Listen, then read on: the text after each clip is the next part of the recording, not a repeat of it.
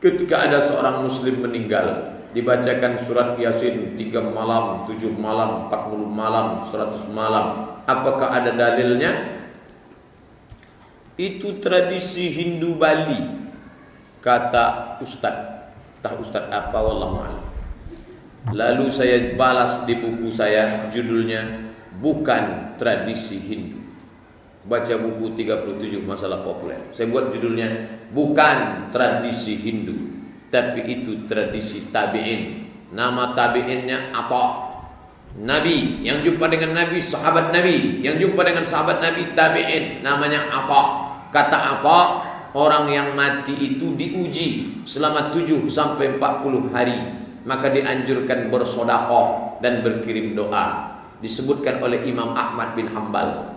Diriwayatkannya dari tabi'in bernama apa. Kalau mau buat silakan, yang tak mau buat jangan paksakan. Yang susah-susah, miskin-miskin, jangan sampai ngutang bubur kacang hijau. Tapi yang anaknya kaya, kalian kasih nasi kotak, undang tetangga fakir miskin, supaya jangan sampai tetangga itu takut makan, kasih kata sambutan. Bapak ibu sekalian, ini bukan harta bapak kami, ini bukan harta anak yatim, ini bukan harta warisan yang belum dibagi, ini adalah sedekah saya. Apa kalian tak tahu bahwa saya ini kaya? Ummi matat, emakku mati. Afa atasaddaqu anha?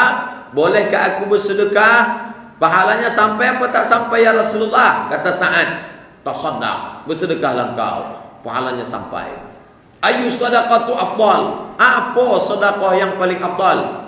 Apa kata Nabi? Saqiyul ma, memberi air minum. Yang paling afdal memberi air minum. Kalau air minum aja sampai, apalagi sampodeh bau? Bolehkah sholat jamaah diulang sampai 3 kali? Karena di tempat kerja, tempat sholatnya kecil, ada teman yang bilang itu bid'ah. Apa boleh sholat diulang sampai 2-3 kali? Nabi sholat sama Mu'az bin Jabal. Selesai sholat, Nabi pulang ke rumah, Mu'az tinggal di masjid. Tak berapa lama datang sahabat Mu'az dari kampung. Mu'az, kami ingin kau lah jadi imam Mu'az. Mu'az sholat sekali lagi jadi imam. Itu dalil sholat boleh 2-3 kali. Sholat yang pertama menggugurkan kewajiban, sholat yang kedua mencari fadilah, keutamaan. Tak bina, ada dalil. Semoga yang hadir di rumah Allah ini selalu diberi kesehatan. Amin ya rabbal alamin. Sebelumnya Pak Ustadz minum dulu biar segar. Sudah habis. Apa doa agar dosa yang kita lakukan sekalian hilang? Sayyidul istighfar.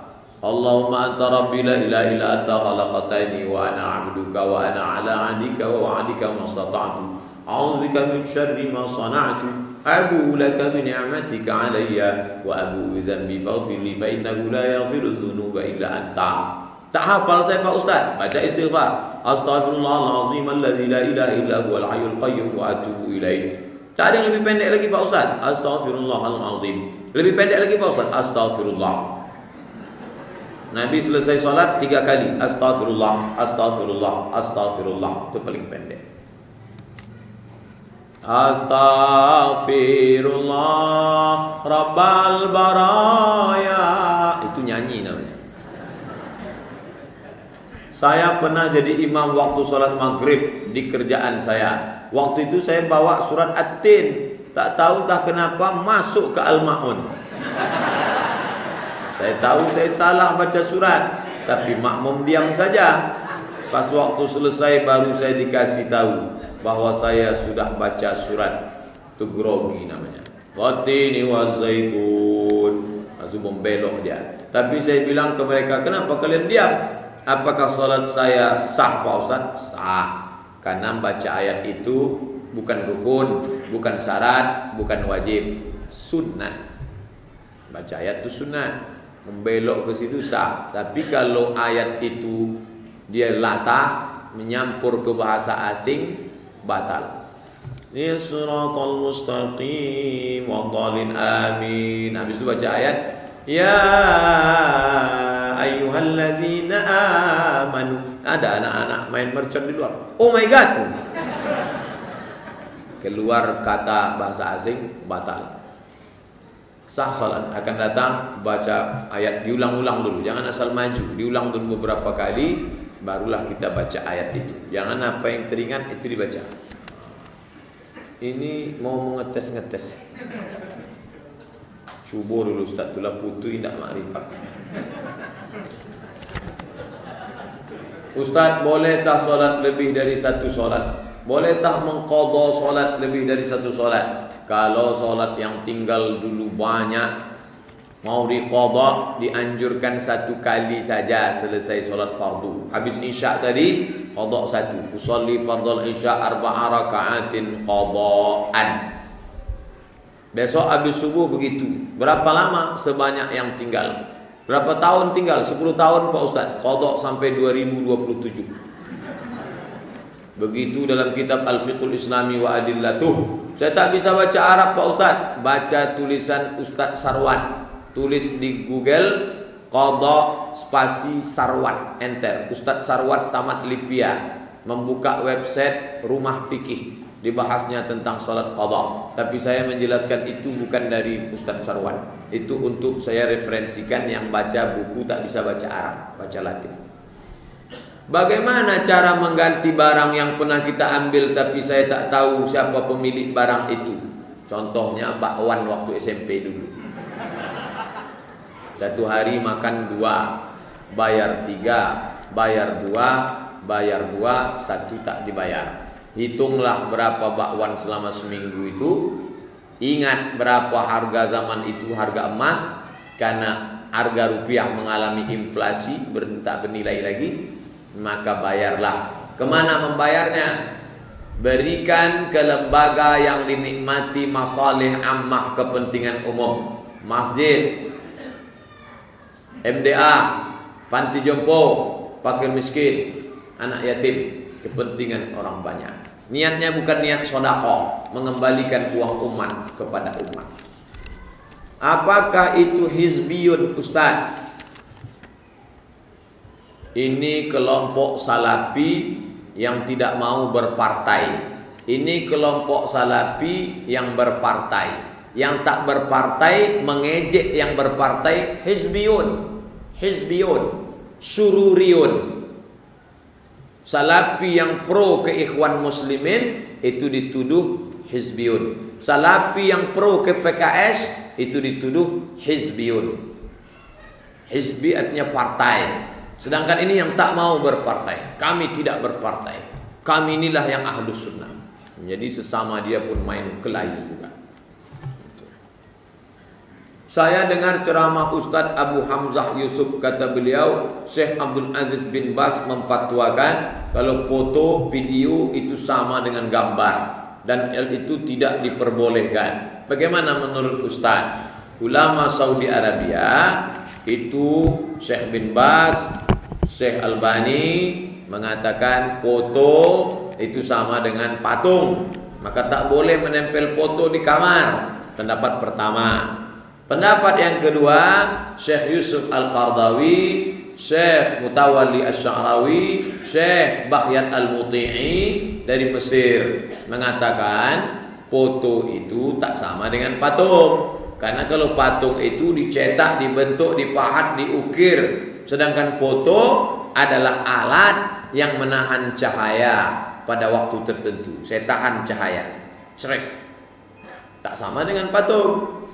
Oleh sebab itu kelompok ini mengatakan foto tak sama dengan patung. Pilihlah. Saya condong yang mengatakan sama. Cabutlah foto-foto di kamar tu, bakar semuanya. Memang udah lama mau saya bakar Pak Ustaz, apalagi foto bini saya ini gitu. Kalau yang ini enggak. Bedakan antara hukum foto dengan hukum pose.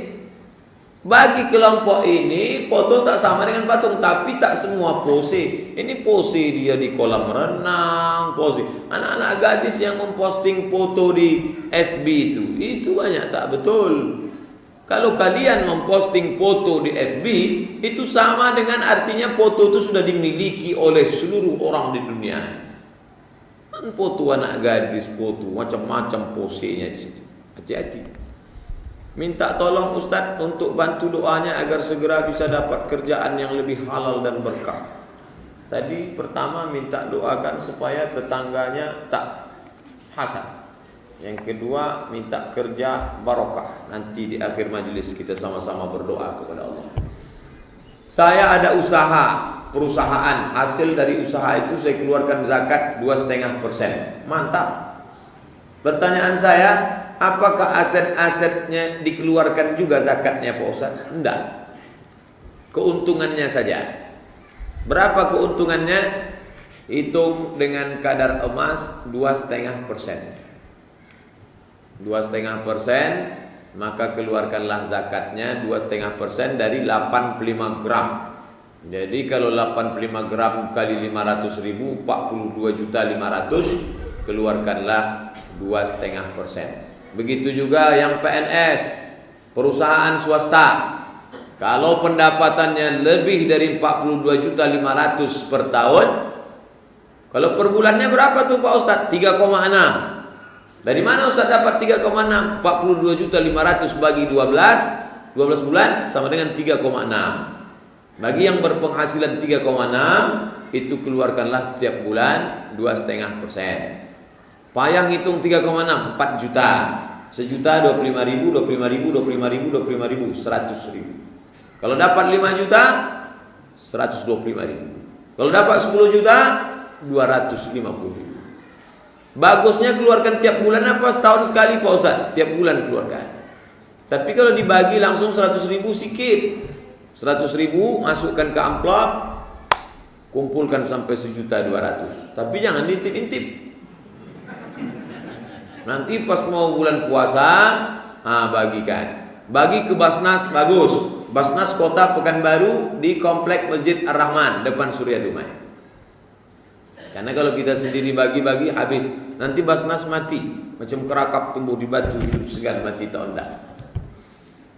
Apa kiat-kiat sebagai orang tua agar dapat mendidik anak untuk menjadi anak berbakti pada orang tua? Bagaimana caranya menanamkan rasa cinta pada Quran dalam diri anak itu? Habis sholat subuh, zikir di masjid, pulang ke rumah, duduk, buka Quran, ngaji. Surat-surat pendek dulu, kalau kita tak bisa yang panjang. Bismillahirrahmanirrahim. Ikut. Bismillahirrahmanirrahim. Wadduha. Wadduha. Habis itu tanya lagi. Ada kontak, ada interaksi sosial. Tanya aja. Mungkin umurnya baru 4 tahun, 5 tahun, baca ayat ini baca. Terserah, yang penting bacaan dia. Sekarang banyak orang tua bangga nengok anaknya pandai main gitar. Nanti ayah itu mati, nyanyikan ya lagu gitar. Ayah.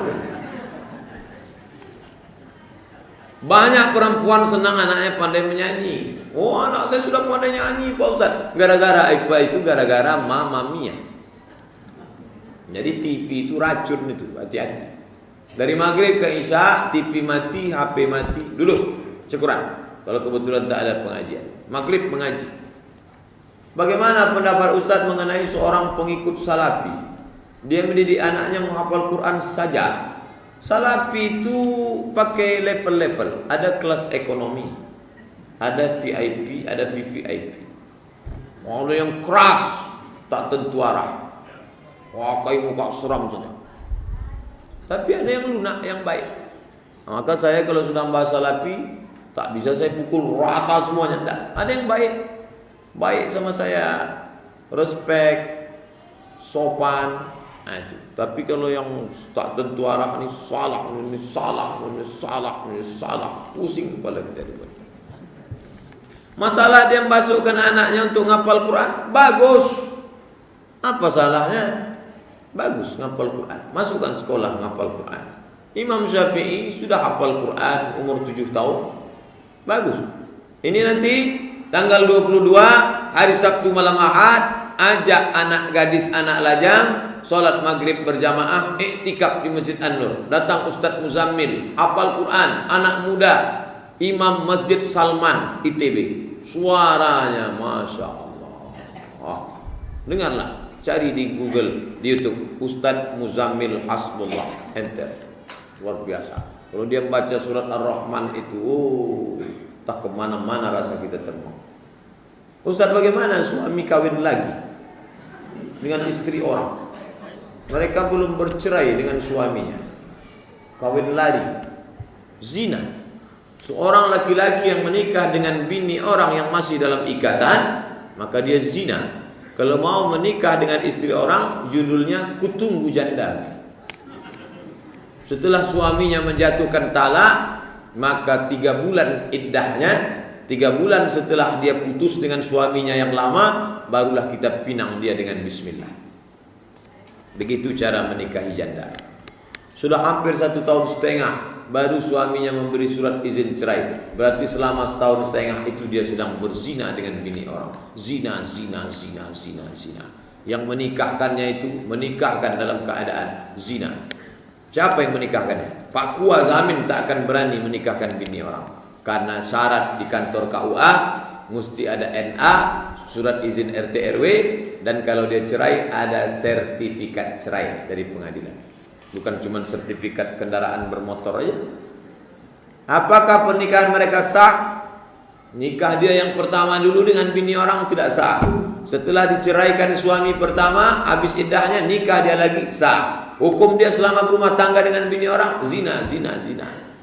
Apa hukumannya? Tanam sekerat badannya, dilempar batu sampai mati. Sebelum suami kasih surat cerai sudah berhubungan, apakah mereka itu berbuat zina? Iya. Apakah hukumnya orang menzalimi istri orang? Ittaquz zulma, jangan kalian menzalimi orang. Fa inna zulma zulumatun yaumal qiyamah. Kezaliman akan menjadi kegelapan, buta pada hari kiamat. Faman ya'mal misqala dzarratin khairan yara. Sebesar biji sawi saya aniaya Bapak Ibu, saya akan dituntut di padang mahsyar. Suaminya menikah tanpa ketahui istrinya, tanpa izin dari istrinya. Menurut hukum fikih tidak ada syarat suami nikah mesti izin istri, tak ada. Itu adanya dalam kompilasi hukum Islam Indonesia. Seorang suami yang mau menikah, maka dia mesti mengurus surat izin dari istrinya. Istri membuat surat izin dengan ini aku yang bertanda tangan, di bawah ini setuju bahwa suamiku mau kawin lagi, ini tanda tangan materi 6.000. Berlubang surat itu di tanda tangannya, saking kan geram. Dengan ini aku yang bertanda tangan bahwa ini setuju suamiku ini kawin lagi. Lalu dibawalah ke pengadilan, disahkan oleh pengadilan, maka bisalah dia menikah sekali lagi. Adapun istri yang suami yang menikah diam-diam tanpa izin istri pertama, itu nikah siri. Adapun nikah yang kuat, Pak Kuat tak berani. Saya mau tanya, suami beristri 2, yang satu nikah siri, yang satu nikah di kuah. Si suami ini sudah mengucapkan kata cerai dan putus sama istri yang nikah siri, tapi masih baik dan satu rumah. Apa hukum dan solusinya Pak Ustaz? Orang yang sudah bercerai, kalau masih dalam iddah, bercerai Januari, Februari, Maret, April, 3 bulan dia masih serumah sampai habis iddah. Kalau dia rujuk sebelum habis iddah, I beg to you my dear, aku bali sama sampean, maka namanya rujuk. Rujuknya cukup mengatakan aku rujuk kepadamu. Tapi kalau sudah habis iddah, dia tak boleh lagi serumah karena dia tak mahram, tak boleh berpandang-pandangan lagi. Tapi kalau dia mau rujuk, maka akad baru balik, mempelai laki-laki, wali, 2 saksi, ada mahar, ada ijab, ada qabul, dinikahkan balik oleh bapaknya. Itulah namanya pengantin baru stok lamo. Setelah kita dikubur, 7 langkah orang meninggalkan kita. Apakah ada pertanyaan dari malaikat mungkar nakir? Kalau kita tak bisa menjawab, apakah kita akan digigit binatang yang berbisa? Namanya as-suja'ul aqra, ular aqra yang ada 2 titik di kepalanya. 2 titik itu menunjukkan dia tua, saking tuanya. Lalu kemudian dia akan menggigit. Ini macam film karton aja Pak Ustaz. Terbukti real nyata. dikuburlah orang di Arab. Setelah dikubur, kata polisi mesti diotopsi. Begitu digali kubur, ditengok lebam-lebam biru-biru. Baru 1 jam dikubur, macam baru dililit ular sawah yang besar. Azab kubur. Makanya sebelum salam kita minta, Allahumma inni a'udzubika min azabi jahannam wa min azabil qabri. Minta jauh dari azab kubur. Makanya kalau kita lewat di makam, kita baca assalamualaikum ya ahlad diyar, selamatlah kalian dari azab kubur.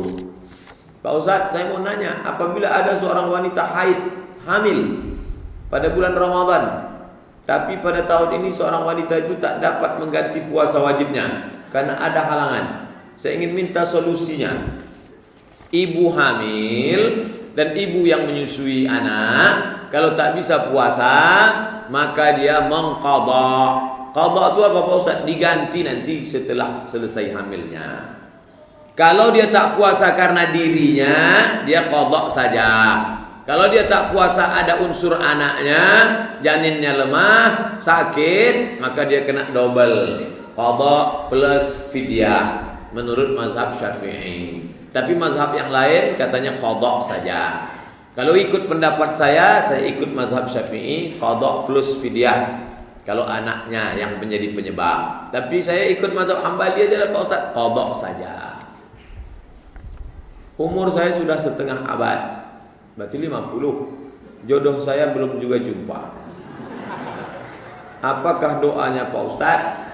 Rabbi la tazarni fardan wa anta khairul warithin. Jangan biarkan aku sendirian, engkaulah sebaik-baik pemberi waris.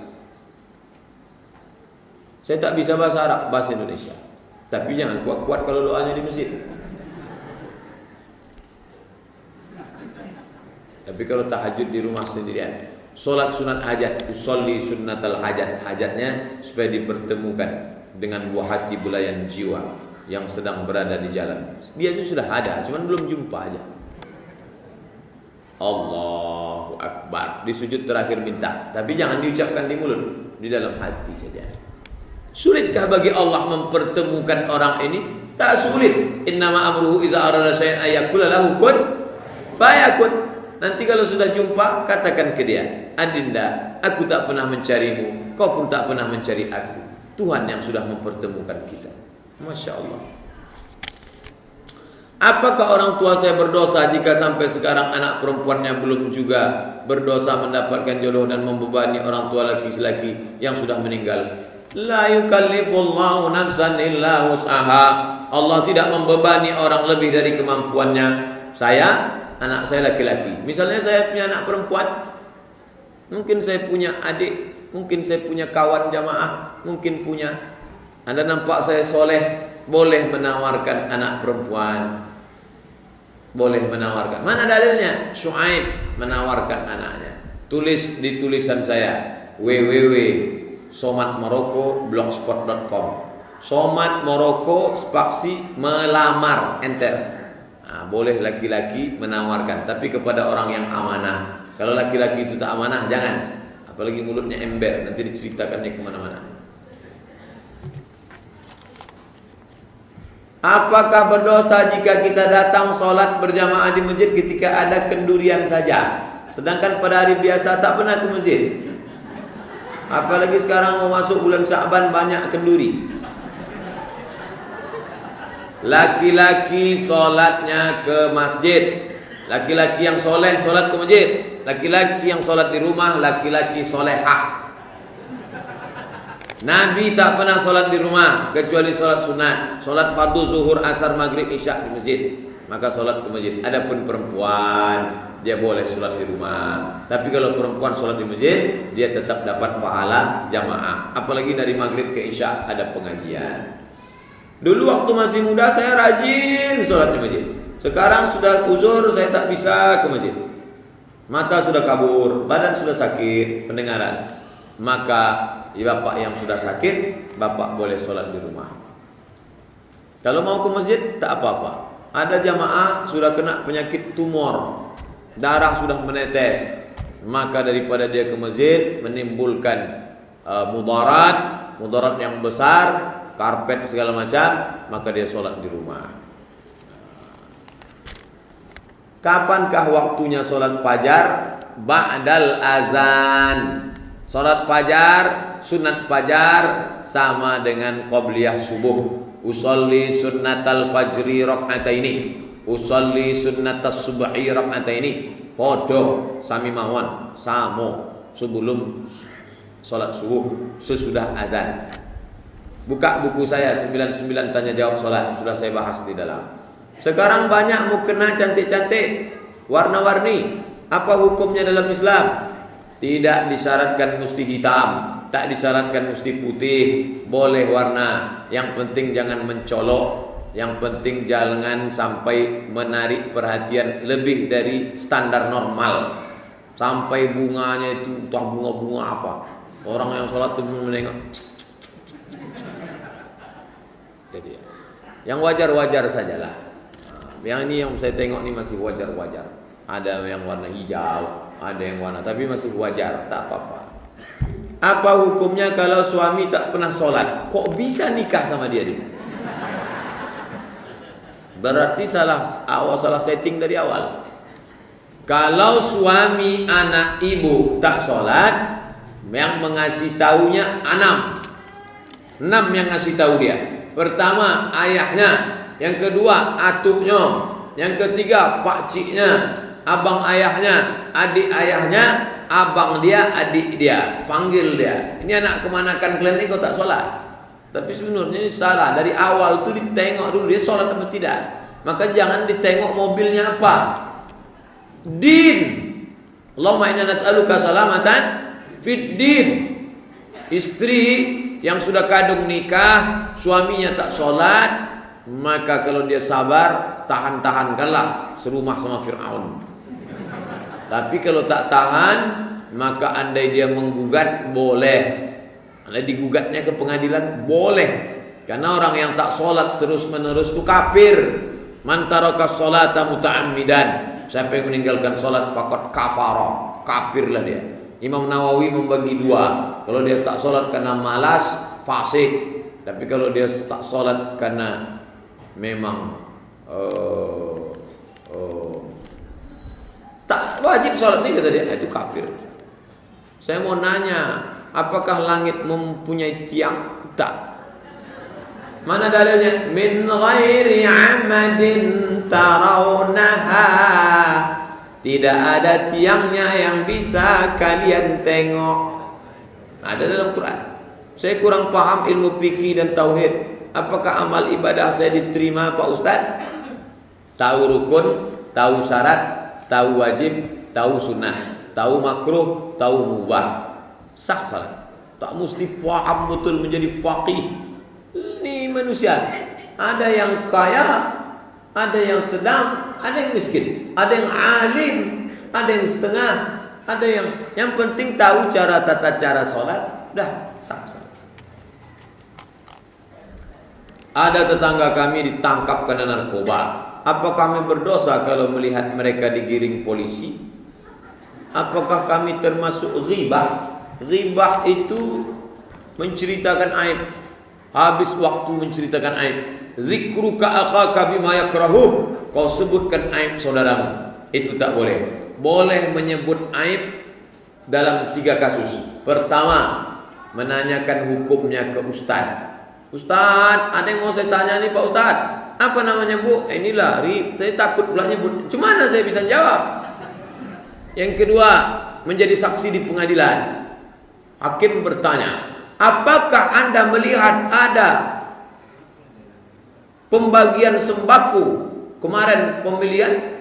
Sebetulnya Pak Hakim ada, tapi saya mau ceritakannya tak bisa karena ini aib Pak Hakim. Cumana Hakim mau memutuskan? Yang keempat, yang ketiga, menunjukkan kebatilan. Menunjukkan kebatilan orang yang batil. Menanya hukum ke ustaz, menjadi saksi ke pengadilan, menunjukkan kebatilan. Boleh. Mana hukum surat bagi anak perempuan? Hanafi, Maliki, Hambali, 3 mazhab. Khitan bagi anak perempuan tak wajib, sunnah. Mazhab Syafi'i wajib. Ustaz pegang mazhab mana? Syafi'i. Anak kemanakan sahabat-sahabat saya lahir anaknya, khitankan. Kata dokter tak boleh dikhitan Pak Ustadz, bidan pun tak mau. Bawakan ke dukun kampung. Dukun yang tak pakai jin dua, dukun sunat sama dukun melahirkan. Apa yang dimaksud dengan faham Khawarij dan Murji'ah? Khawarij belok kiri, Murji'ah belok kanan. Khawarij, siapa yang melakukan dosa besar masuk neraka. Khawarij. Murji'ah tidak. Apapun dosanya orang tak akan kafir, karena iman tak bisa dipengaruhi oleh perbuatan. Khawarij dengan Murji'ah bertolak belakang. Khawarij mengkafirkan pelaku dosa, Murji'ah si pezina sama imannya dengan Nabi, karena iman tak bertambah tak berkurang, ucapan perbuatan. Sambil minum kamput aku tetap beriman, imannya tak berubah. Ini kata Murji'ah. Kedua-duanya keluar dari ahlus sunnah wal jamaah. Lalu yang benar itu mana? Iman tiga. Al-iqraru bil lisan, at-tasdiqu bil qalbi, dibenarkan dalam hati. Al-iqraru bil lisan, dinyatakan dengan lidah. Al-amal bil arkan, dilaksanakan dengan badan tubuh. Apa arti kafir sesungguhnya? Soalnya saya pernah dengar, lihat penjelasan Ustadz Kondang, acara hitam putih, rasanya tak pas. Acara hitam putih dah pula ditonton. Pembawa acaranya aja kafir. Kafarah, kafir. Artinya kafarah jadi bahasa Inggris kafir. Kafir, kafir. This is hard cover. Ini cover keras. This is soft cover. Ini cover lembut. Saya, ibu tak bisa menengok ini. Kenapa? Karena ada cover, kafir. Kafir artinya penutup. Orang yang kafir itu kenapa disebut kafir? Karena dia menutup nikmat Allah yang paling besar. Apa dia? Kedatangan Muhammad sallallahu alaihi wasallam. Apakah Deddy Corbuzier itu kafir? Kafir. Karena dia tak mengikuti kedatangan Muhammad. Kalau dia tak mau dibilang kafir, kenapa kalian bilang aku kafir? Karena kau menutupi nikmat yang paling besar. Tak ada nikmat paling besar kecuali nikmat datangnya Muhammad sallallahu alaihi wasallam. Kalau kalian tak mau dikatakan kafir, kalian buka cover itu, katakan aku percaya Muhammad adalah utusan Allah. Gimana caranya? Asyhadu an la ilaha illallah wa asyhadu anna Muhammadan. Nanti tetangga kawan, janganlah kalian bilang aku kafir, keras sekali. Ustaz Somad itu kalau bilang kafir kuat, kafir. Oke, kita perlu nak kafir. Kalau tak mau dibilang kafir, kalian buka kopernya itu. Cukup kalian bersyahadat. Bolehkah setelah solat berjamaah di masjid, setelah imam mengucapkan salam, tugas masjid langsung berdiri minta sumbangan? Bahkan dia melewati imam yang sedang duduk berzikir untuk ngambil bakul. Apakah ada adab seperti itu? Ini di masjid dekat pasar biasanya. Karena habis solat itu orang pasar langsung buka toko. Kalau tak begitu duit tak keluar.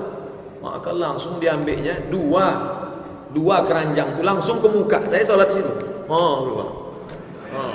Karena masjid semen belum dicor apa. Assalamualaikum warahmatullahi wabarakatuh. Assalamualaikum warahmatullahi wabarakatuh. Ke muka awak. Orang tak mau keluar dulu.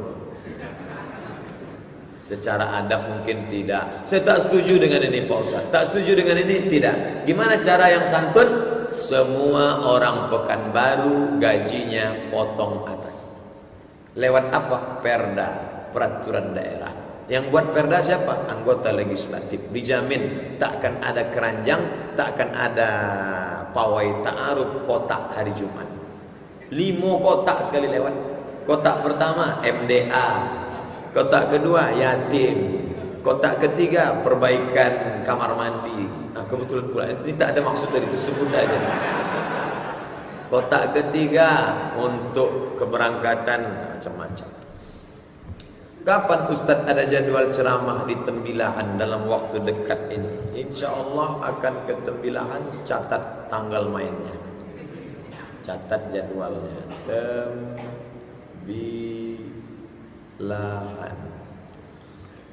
Tembilahan di Benteng. tempat Kiai Idrus, Benteng, 21 November.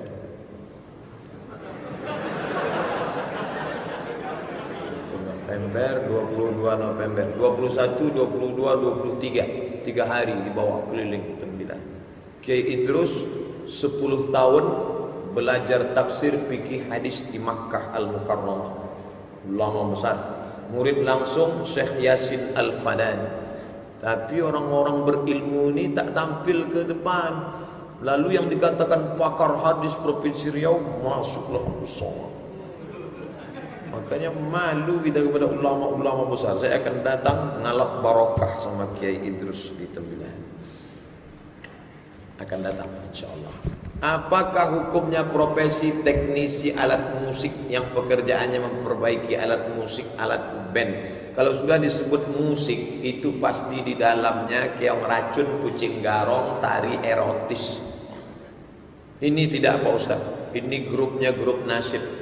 Insya Allah, insya Allah, insya Allah ada solusinya. Tak apa-apa, kan baik itu. Orang yang sudah galau mendengar ada solusinya, bangkit semangatnya. Tak juga bangkit semangatnya, nyanyikan lagu Bila Israel datang memanggil. Jadi tengok dulu kau teknisi yang bagian mana. Apa hukumnya menyewakan sound system? Konsumennya bisa masjid, bisa juga untuk hiburan resepsi pernikahan. Sound system itu sama macam pisau. Kalau dipakainya untuk motong kambing, dapat pahala. Kalau dipakainya untuk memotong urat nadi, maka tengok kira-kira kemana dipakai. Maka penyewaan sound system syariah, tidak untuk konvensional. Pemakaian di luar tanggung jawab pemilik, masuk neraka masing-masing. Apakah Rasul berselawat juga atas dirinya? Innallaha wa malaikatahu yusalluna 'alan nabi. Allah berselawat, malaikat berselawat. Ya ayyuhalladzina amanu, orang beriman berselawat. Macam mana Allah berselawat Pak Ustaz? Macam mana malaikat berselawat Pak Ustaz? Allah berselawat, malaikat berselawat, orang beriman berselawat. Allah berselawat kepada Muhammad, maknanya Allah ridha Muhammad sebagai nabinya. Malaikat berselawat kepada Muhammad, malaikat memohonkan ampunan dan kemuliaan rahmat untuk Muhammad. Orang beriman berselawat, ya Rasulullah bagaimana kami berselawat kepadamu? Ucapkan Allahumma salli ala sayyidina Muhammad. Bagaimana Nabi Muhammad berselawat? Dia memohonkan doa kepada Allah untuk dirinya. Salawat, salawat, salawat.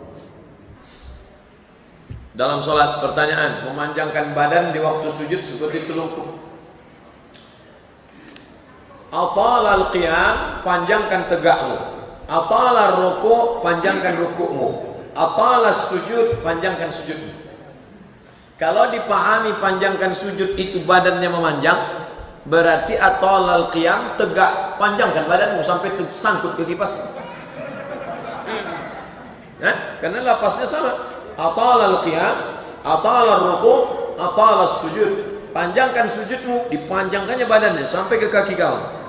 Atalal qiyam, panjangkanlah badan sampai ke atas. Maka makna atala di situ bukan memanjangkan, tapi melamakan bacaan. Subhana rabbiyal a'la wa bihamdi, subhana rabbiyal a'la wa bihamdi, subhana rabbiyal a'la wa bihamdi, subhana rabbiyal a'la wa bihamdi. Sampai berapa lama? Sampai Sayyidatuna Aisyah mencubit tangan Nabi. Tapi tangannya tak kena ke kulit, ke baju.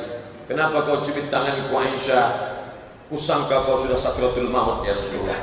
Saking lamanya sujud Nabi Muhammad sallallahu alaihi wasallam. Tapi itu bukan waktu sholat di masjid, waktu tahajud malam. Kalau jadi imam yang panjang-panjang, dibuat panjang-panjang sampai bangkit pita makmum belakang. Assalamualaikum warahmatullahi wabarakatuh. Ada orang sholat yang mulutnya tertutup rapat tak bergerak. Katanya dia cuma membaca dalam hati saja. Mohon penjelasan Pak Ustaz. Hadis sahih riwayat dari Khabbab ibn al-Az. Nama sahabatnya Khabbab ibn al-Az. Ya Khabbab, ya Kau pernah nengok Nabi sembahyang? Pernah. Apakah Nabi itu mulutnya bergerak atau tak bergerak? Nabi mulutnya bergerak. Dari mana kau tahu Nabi mulutnya bergerak? Ku tengok jenggotnya bergerak.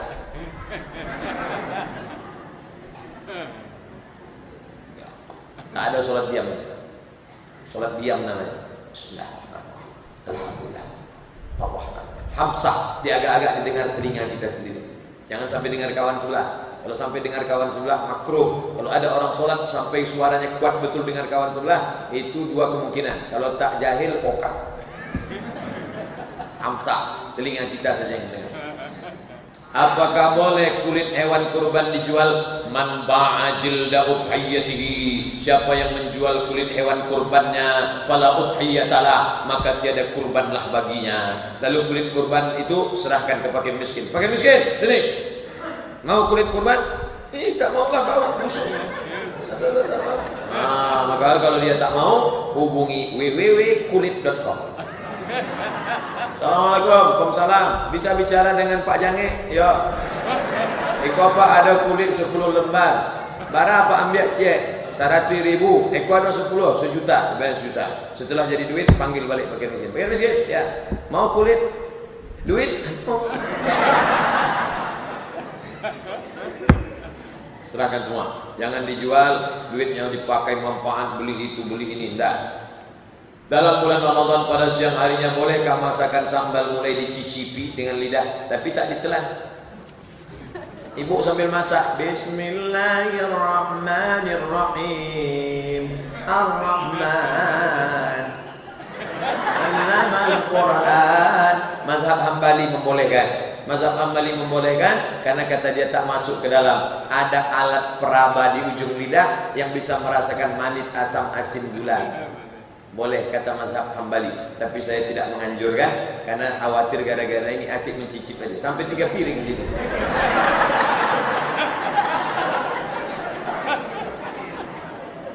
Apakah zakat yang harus kita keluarkan itu hasil usaha kita selama setahun, hasil bersih atau hasil kotor? Hasil bruto, bukan neto. Bruto 85 gram. Ingat, 85 gram, 85 gram, 85 gram, 85 gram, 85 gram emas kali 500.000 sama dengan 42.500.000 per tahun. Saya tak bisa setahun Pak Ustaz, mau saya keluarkan tiap bulan lah biar jangan terlalu banyak. Oke, bagaimana caranya?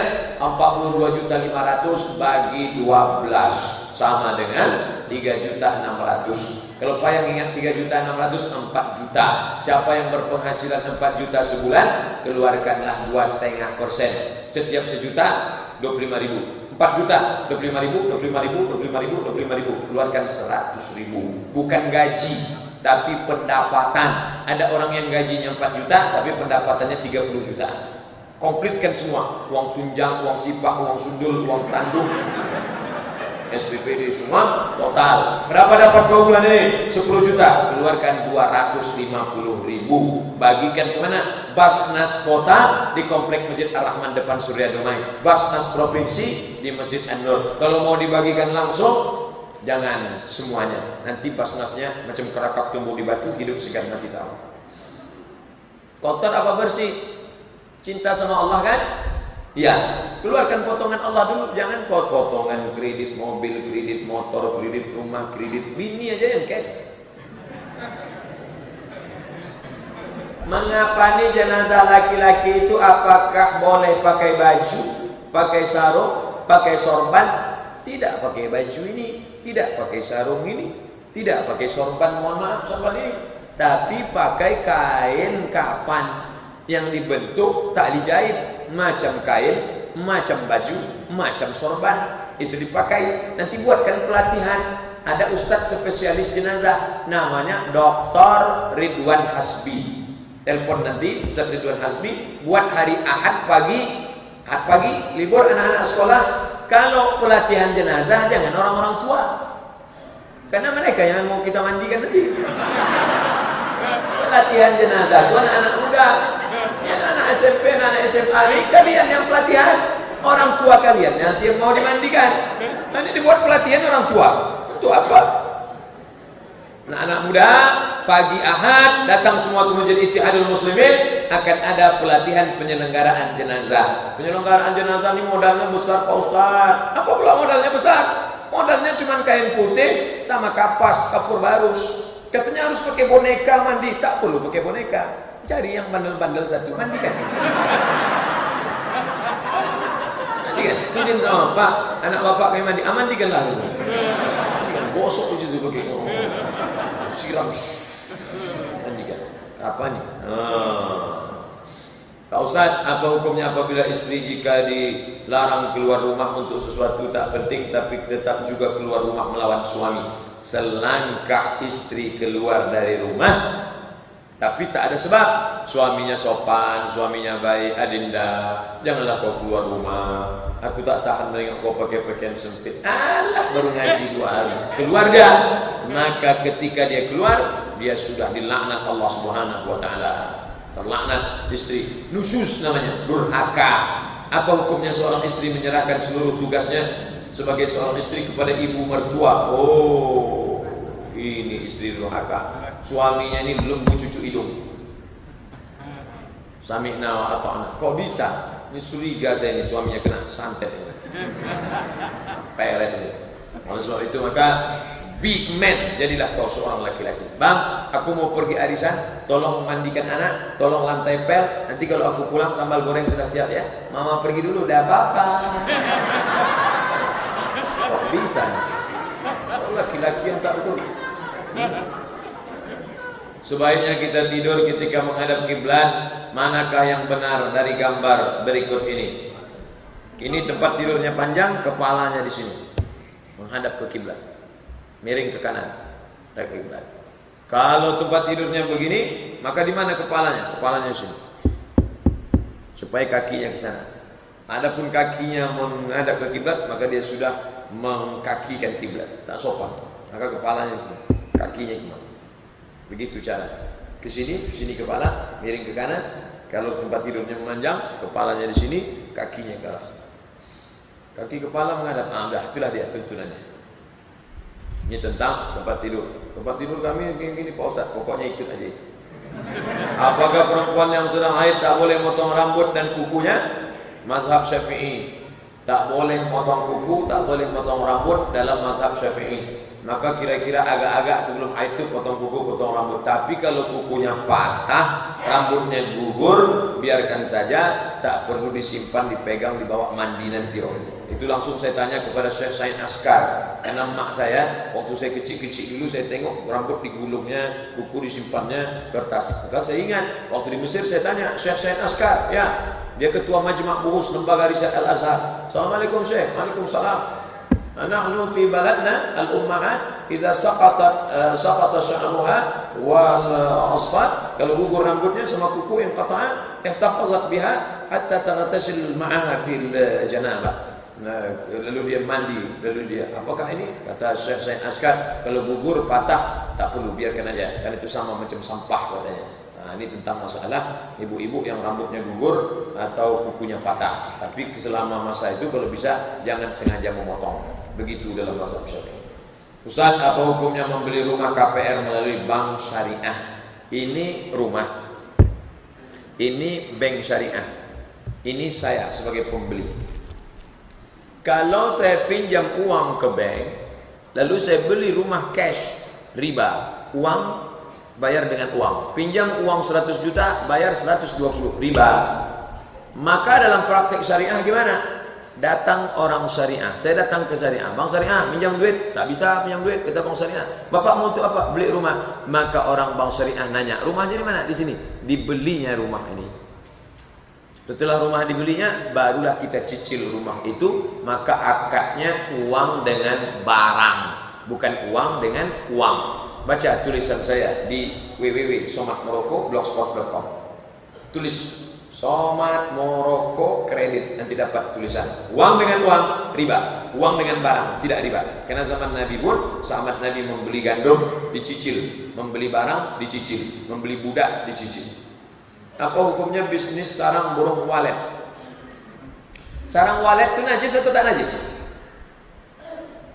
Dua dalil. sarang walet tak najis. Pertama, ketika Nabi sedang khutbah, tiba-tiba ada onta menjilatnya di belakang. Lidah onta menjilat baju Nabi, basah, dan Nabi tidak mencucinya. Itu dalil bahwa air liur binatang tidak najis.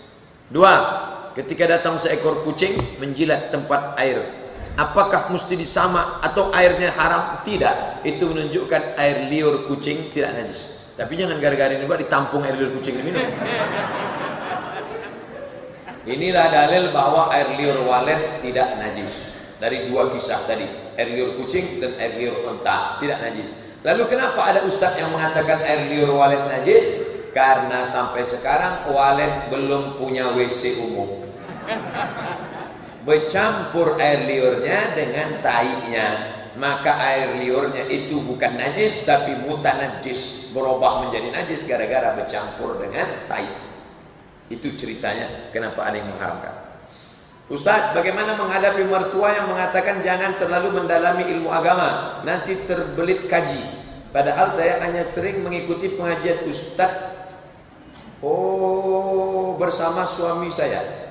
Ini mertua ini tak suka mengaji, jadi dia bilang takut terbelit kaji. Tapi jangan pulang pengajian nanti dipanggil mertua, Bu mertua duduk sini, Assalamualaikum warahmatullahi wabarakatuh. Karena bagaimanapun juga dia adalah orang yang pernah melahirkan suami kita. Jadi mungkin cakap kita tak didengarnya, cari orang lain yang cakapnya dia dengar. Nenek mama, kakaknya, makciknya, saudaranya, supaya dia ikut mengaji. Ini banyak orang-orang tua berjemur, tua berampai saja, tak mengaji dia. Menengok anak menantu ngaji, dia marah pula. Jangan ngaji, terbelit kaji nanti. Ini tak Fir'aun juga. Tapi harus diluruskan. Dalam meluruskannya jangan keras. Walaupun tafaqun maridul qalbi lafaqu min hawlik. Kalau kau keras nanti mereka akan meninggalkan. Ustaz, bagaimana hukumnya periksa ke dokter laki-laki spesialis kandungan untuk program anak, karena dokter laki-laki memang bidangnya menangani kasus ini. Waktu istri saya hamil, dia tanya, "Bang, kita ke dokter laki-laki atau perempuan?" Saya tanya, "Masih ada dokter perempuan di Riau ini?" Ada. Dokter apa namanya? Dokter Sri. Kami datang ke dokter Sri. Nanti kalau udah tak ada dokter perempuan, cuma satu-satunya laki-laki, dan kalau tak sama dia kau mati, baru kuserahkan kau ke dokter laki-laki. Nah, ini. Tapi di Pekanbaru ini dokter perempuan tak muat lagi, over capacity sedikit. Maka dokter laki-laki ada, cari dokter laki-laki yang amanah, yang mengaji, yang tidak gatal. Nah, dokter Ruza, dokter ngaji. Ada dokter SPOG di Simpang 3, dokter pengajian, dokter yang amanah, jangan dokter yang tak betul. Nah, ini darurat tingkat tinggi daripada dia mati. Jangan pula karena tak ada dokter perempuan, bapak sendiri, biarlah aku sendiri yang mana. Idza wusidal amru ila ghairi ahlihi fantazir as-sa'ah. Kalau diserahkan perkara bukan pada ahlinya, tunggulah kehancuran. Hancur bini itu gara-gara itu. Apakah punggung tangan perempuan itu aurat? Punggung tangan maksudnya ini. Ya Asma, wahai Asma, innal mar'ata, sesungguhnya perempuan, idza balaghatil mahid, kalau sudah sampai usia menstruasi haid, la yasghala an yura minha, tak boleh nampak dari badannya illa hadza wa hadza, kecuali ini wa hadza, dan tapak tangan. Maka dijelaskan oleh para ulama, yang tak boleh nampak itu ini, yang boleh nampak itu dari badannya ini boleh nampak, dan ini boleh nampak. Yang maksud ini zahiruha wa batinuha. Zahir ini, batin perutnya, zahir pundaknya. Maka dua-dua ini boleh. Ibu, bapak, anak-anak gadis, ibu-ibu, yang ininya nampak, ini nampak, boleh, tak masalah. Jadi tak perlu pakai buat baju sampai bersayap semua. Jangan sempit, jangan transparan. Wajah nampak, tapak tangan nampak, punggung tangan nampak, udah. Yang lain jangan transparan. Jangan macam kertas pembungkus apel, nampak isinya. Jangan pula sempit sampai menjerit paha tu, tolong tak tolong.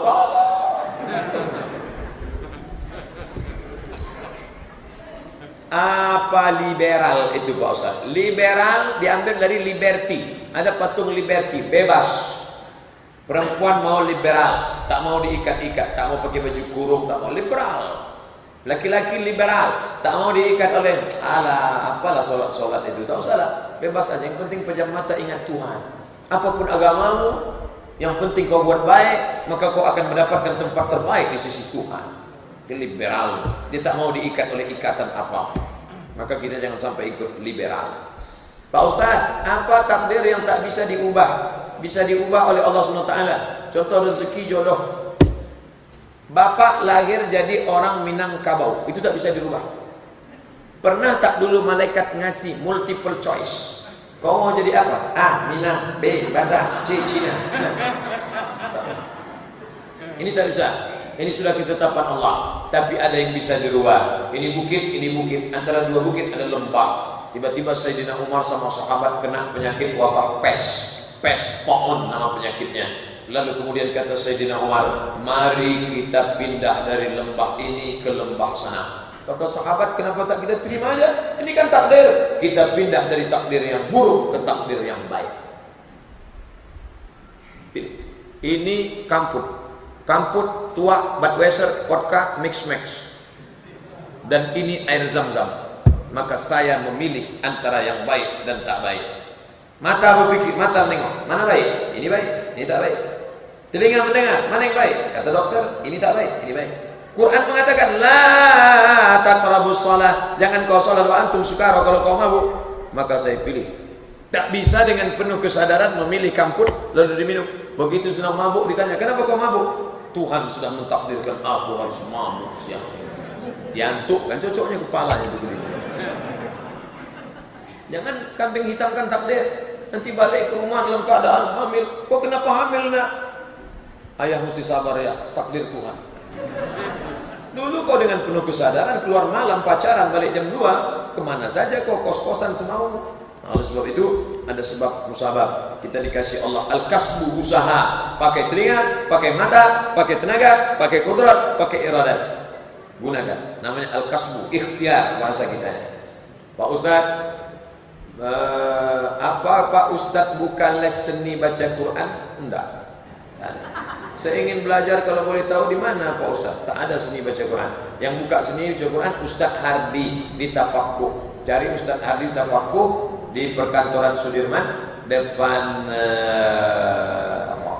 depan Hotel Mayang Garden, belok kiri. Ada karaoke depannya, masuk ke karaoke-nya. Masuk, jumpai Ustaz Hardi. Ustaz Hardi ada tahsin Al-Quran, tajwid, baca perbaikan Al-Quran. Apakah doa itu ibadah? Doa silahul mu'min. Doa itu senjatanya orang beriman. Aku tak tahu doaku diterima Allah atau tidak, kata Sayyidina Umar. Tapi aku terus berdoa karena aku yakin doa itu ibadah. Ini banyak orang tak mau doa. Selesai sholat balik deh. Kok kenapa tak berdoa? Alah, yang lama aja belum dikabulkan, apalagi kita. Sombong. Orang yang tak berdoa itu sombong. Berdoa. Nabi aja berdoa. Nabi berdoa dari ba'da isya sampai ba'da subuh. Waktu malam perang Badar 17 Ramadan berdoa. Berdoa itu angkat tangan sampai ke atas. Ini orang sekarang berdoa tangan di atas paha. Kalau ada orang berdoa tangan di atas paha, itu artinya ya Allah mau kau kasih dan tidak minta apa-apa. Bisa begitu. Apa beda doa dengan zikir? Kebanyakan ulama menafsirkan doa zikir. Zikir artinya ingat. Semua doa adalah zikir, tapi tak semua zikir adalah doa. Doa.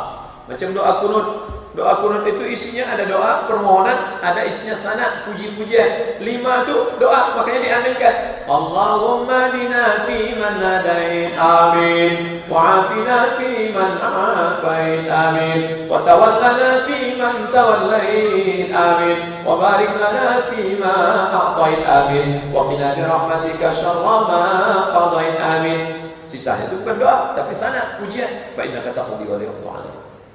Jadi tidak semuanya doa.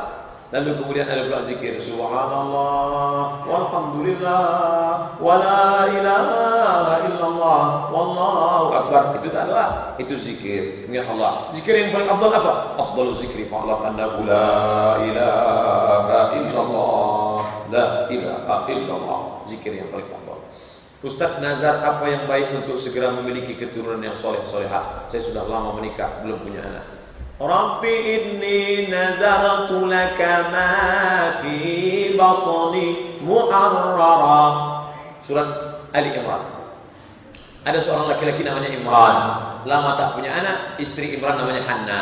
Kata si Hanna, ya Allah, kalau anakku ini lahir selamat, nanti aku akan jadikan dia muharrara. Muharrar artinya khalisan li khidmati Baitul Maqdis. Kalau anakku ini nanti lahir, aku akan jadikan dia pelayan Baitul Maqdis. boleh bernazar, ya Allah, kalau aku hamil nanti, tapi catat supaya jangan lupa, kalau nanti aku punya anak, ya Allah, akan kusekolahkan anakku ini untuk menolong agama, ya Allah. Kalau anakku lahir nanti, ya Allah, akan kuwakafkanlah tanahku agak sepeta, ya Allah. Kalau lahir nanti anak ini, ya Allah, kalau aku punya anak, ya Allah, nanti aku akan mewakafkanlah semen, ya Allah. Tapi sebutkan, jangan bebas saja. Aku wakaf semen nanti berapa? Pokoknya tengok nantilah. Begitu anak lahir, kasihnya sekilo. Sebutkanlah berapa saknya. Suatu saat saya mengikuti sebuah pertemuan. Ini kalau begini ini panjang biasanya. Peserta terdiri dari wakil-wakil dari seluruh Indonesia. Peserta diinapkan di hotel untuk beberapa hari. Saat acara saya memperhatikan beberapa orang saat sholat selalu menjamak dan mengqashar sholat. Apakah ini dibenarkan? 4 hari 4 malam. Ada acara seminar di Jakarta, peserta dari Riau. Hari apa berangkat? Hari Ahad. Pulang hari apa? Hari Rabu. Senin, Selasa, Rabu. 3 hari 3 malam. Jamak qashar, jamak qashar, jamak qashar. Zuhur sama asar, zuhur 2 rakaat, asar 2 rakaat. Ditarik asar ke zuhur namanya jamak qashar, jamak takdim. Kalau zuhurnya ditarik ke asar namanya jamak qashar, jamak takhir. Maghrib sama isya.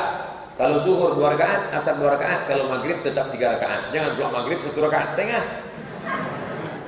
Berapa hari Pak Ustaz? 4 hari 4 malam. Apakah perjalanan hitung-hitung? Tidak, perjalanan tak dihitung. Jaraknya berapa kilometer? 89 kilometer.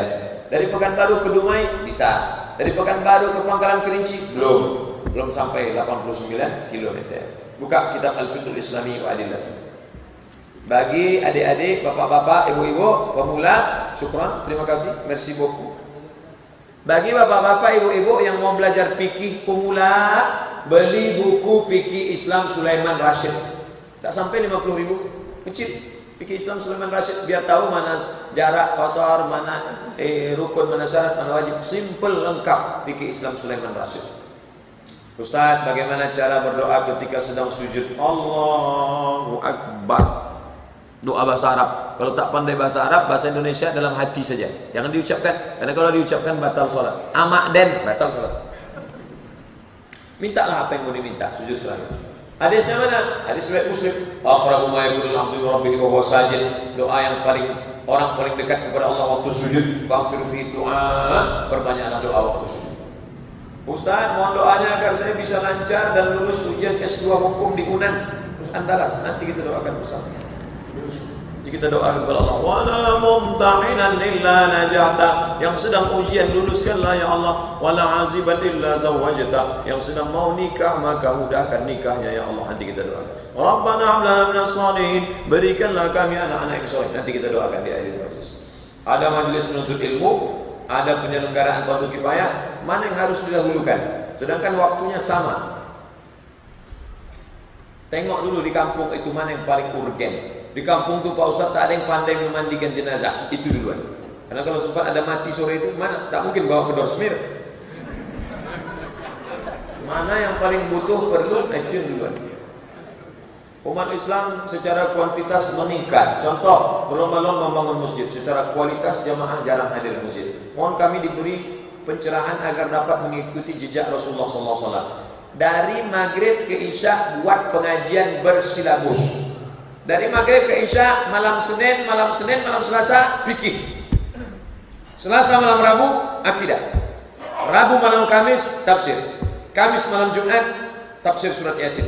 Jumat malam Sabtu, hadis. Sabtu malam Ahad, tabligh akbar. Dari maghrib ke isya 45 menit. Pajang di depan. Yang akan ceramah nanti malam, Dr. Mustafa Umar. Tafsir ayat-ayat pendek. Siapkan catatan, siapkan pertanyaan. 45 menit materi, pakai infokus, pakai video pendek, tembakkan ke dinding.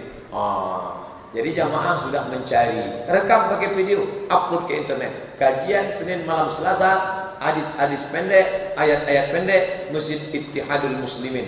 Enter, upload, download, sehingga bersilabus, terstruktur, terprogram. Karena kita tak bisa salahkan jamaah. Jamaah sudah mau ke masjid, tapi akhirnya dia kecewa.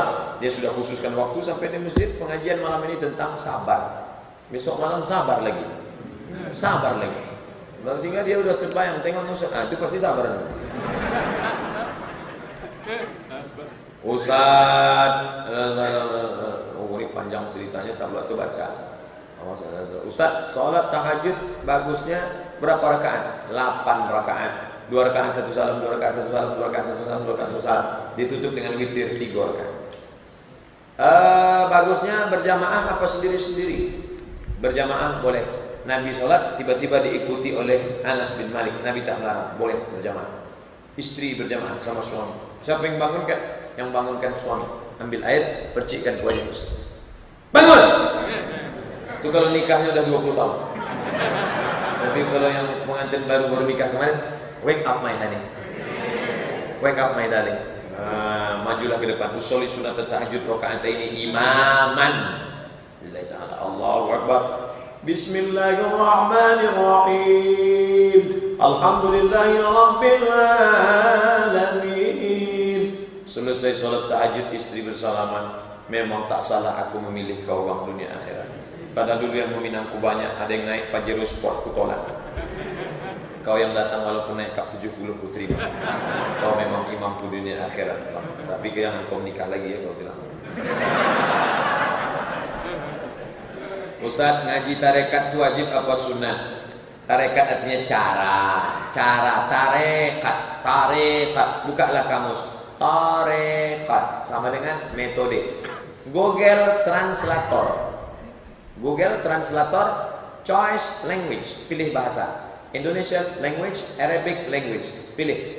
Tarekat. HP saya tak bisa nulis Arab, belum masuk Islam. Bagaimana cara mengislamkan HP? Buka Play Store. Setelah terbuka Play Store, buat Arabic keyboard, enter. Setelah terbuka Arabic keyboard, pilih Smart Arabic keyboard, enter. Setup, pilih, lalu kemudian geser, nanti bisa tulis Arab. Tarekat, Inggrisnya method. Tarekat artinya metode, cara berzikir. Kebetulan disusun oleh Syekh Abdul Qadir Jailani, maka namanya Tarekat Qadiriyah. Disusun oleh Abdul Hasan Asyazili, Tarekat Syaziliyah. Disusun oleh Bahauddin Naqsabandi, Tarekat Naqsabandiyah. Disusun oleh Abdul Hasan Asyazili, Tarekat Syaziliyah. Nah, jadi mengikut tarekat itu cara berzikir. Baik, tapi tengok mursyidnya dulu. Mursyidnya tak pernah sholat berjamaah ke masjid, jangan ikut. Saya mursyid, kenapa kau tak pernah ke masjid? Ambo sholat di Masjidil Haram. Mana ada orang sholat di Masjidil Haram? Kenapa Tuhan saya tak pernah ke masjid hari Jumat? Aku sholat di Masjidil Haram. Pekanbaru sholat jam 12.30. Dia ngaku di Masjidil Haram. Masjidil Haram baru jam 8.30. Mana ada orang sholat Jumat di sana jam 8? Ketahuan bohong. Ikutlah mursyid yang tak meninggalkan syariat. As-syari'atu bila haqiqah batilah. Orang yang ikut syariat tanpa meninggalkan hakikat. Orang yang ikut hakikat tak memisahkan dengan syariat. Ikuti dia. Banyak lagi yang masih berpegang kepada syariat dan